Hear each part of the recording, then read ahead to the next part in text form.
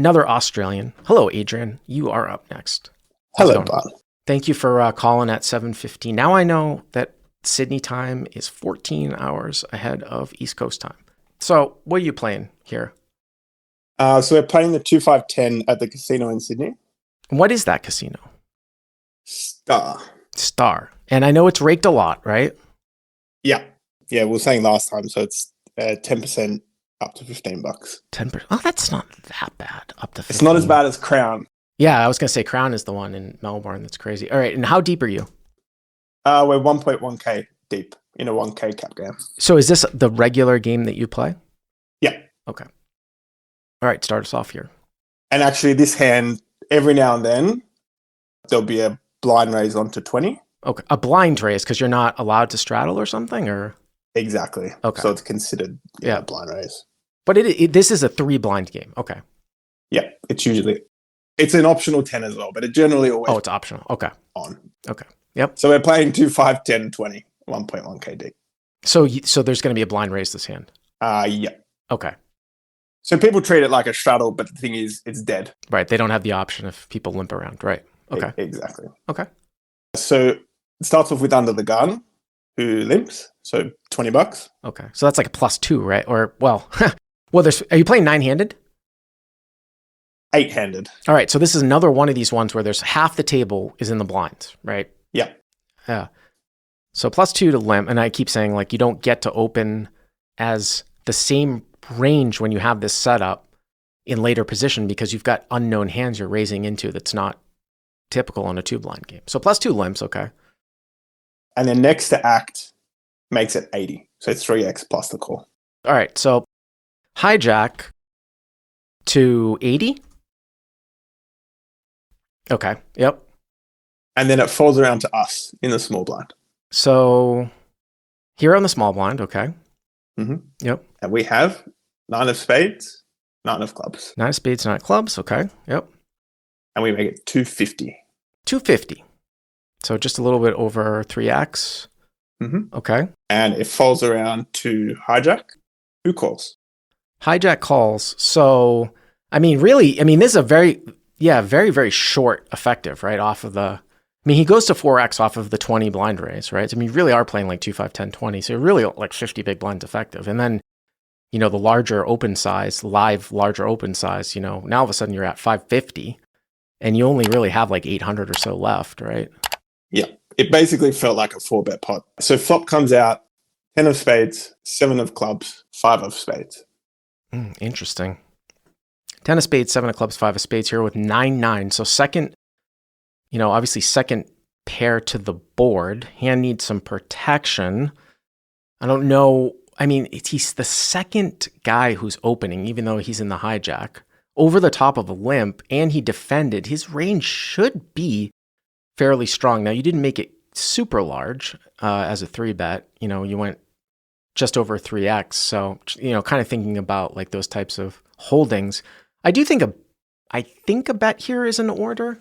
You got 9 of spades, 9 of clubs. So you could check call some of the time here too. The theory goes to sometimes where you want to take, and it is a 3-bet pot. So you tend to do more c-betting here. But the theory usually goes where, sometimes you take hands that you don't want to bet fold and sometimes check them in single raise pots.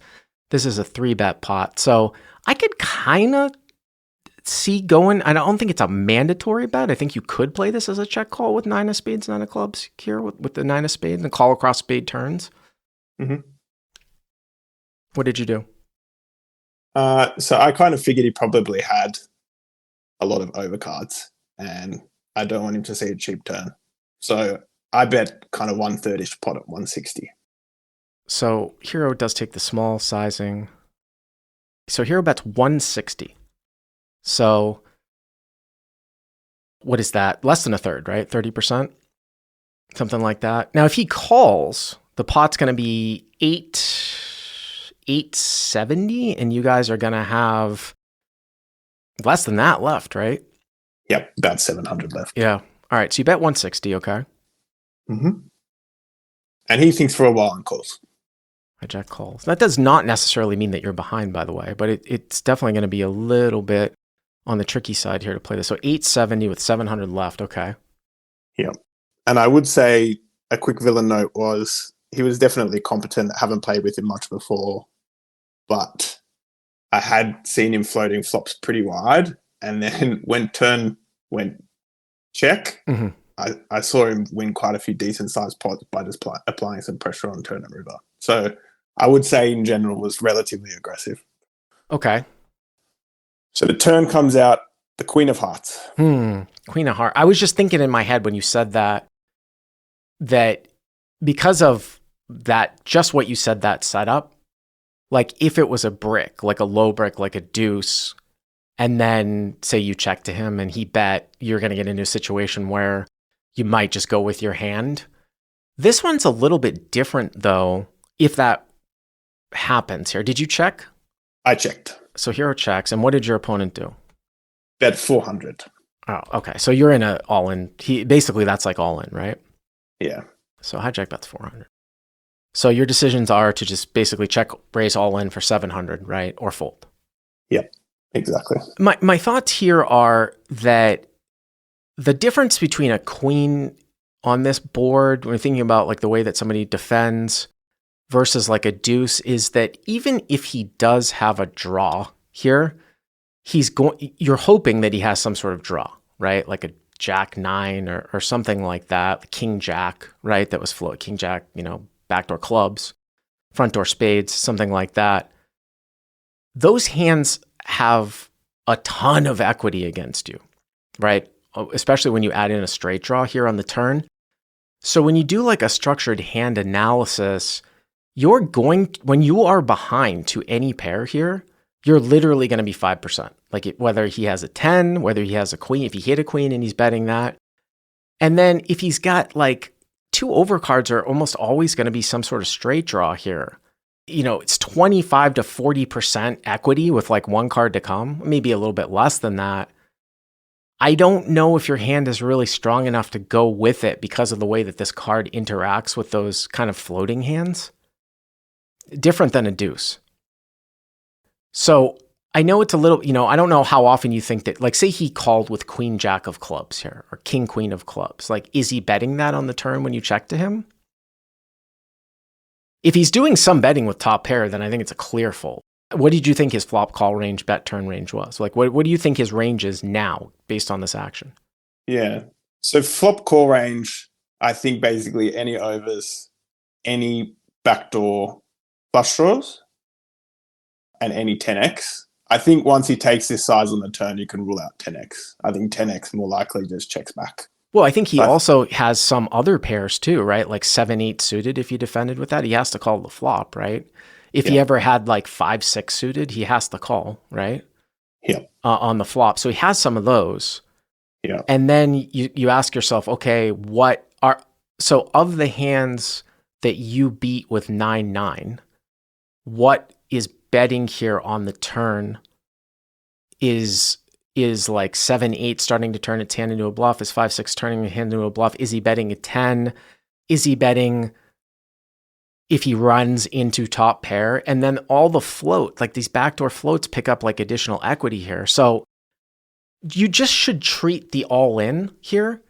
You should treat this bet as an all-in. You said you had about 700 left, right? Rolling to the turn. Yeah, that's right. So we've got like 300 back. So really you just treat this as 1570, 700 for you to call. Mm-hmm. So you're getting a little over 2-1. You probably need somewhere around 30% equity. Do you think you have 30% equity here against his flop call and turn bet range? Not just flop call. You very well might have 30% equity against his flop call range, but now when he bets the turn, do you think and treat it as an all-in? I mean, what if he moved all in here? It shouldn't change your decision, right? Yeah, I agree. And that's what I was thinking. I mean, if I move in, I mean, he's going to call with anything. So it's effectively an all-in. And I guess, so my thinking at the time, trying to run through it in my head, and the table called clock on me. So I had 40 seconds to make a decision. But as I started counting out the combos of ace, jack, king, jack, ace, x of spades, which I think were the most likely hands that bet this size as bluffs, and then all the queen x, I settled in my head that it was somewhere around kind of 50-50, probably slightly more value. And then, like you said, I mean, I treated it like an all-in, so I need 30% equity.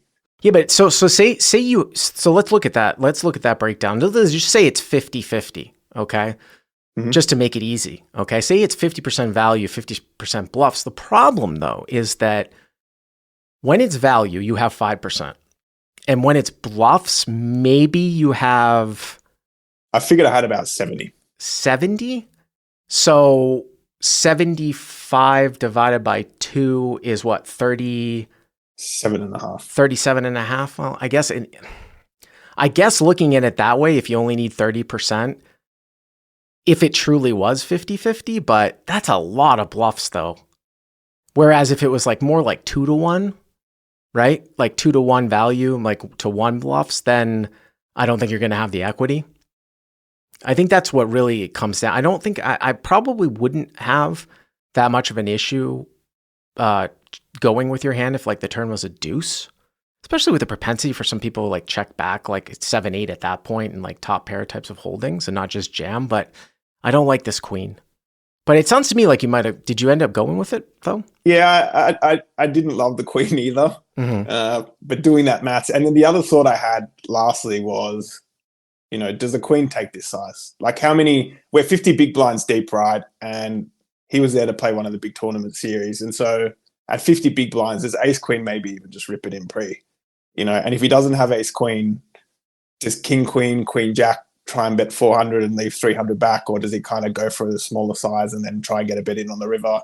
So in the end, I'm going to ask you another simple question here too. Would you rather have 9-9 here, or would you rather have like 7-8? Probably rather have 7-8 to have more outs. Absolutely. Yeah. I mean, absolutely, right? I mean, 7-8. I mean, the only benefit of 9-9 is that we block some of the straights, right? If he's got some Broadway, like King Jack or something right. like that. Right. That's right. You do. We block some of his outs. So. Right. But then he doesn't really have as much Jack 9, and he doesn't have 8-9 when you have 9-9, right? So you block some of those draws that you want him to have as well.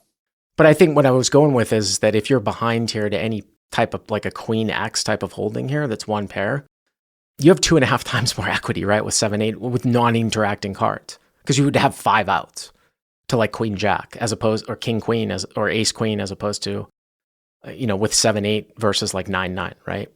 Yep. So that's why sometimes like you should actually continue less often, not even in just this setup, but in certain situations when you have a pocket pair in your hand, looking at a board as opposed to flopping a pair. You just have more equity.